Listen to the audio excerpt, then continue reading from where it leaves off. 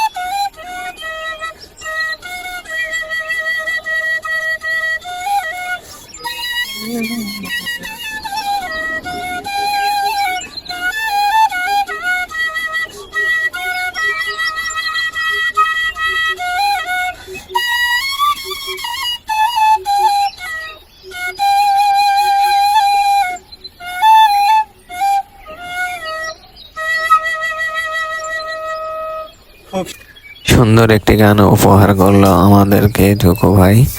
আপনাদের যদি গানটা ভালো লাগে তাহলে কমেন্টে জানাবেন।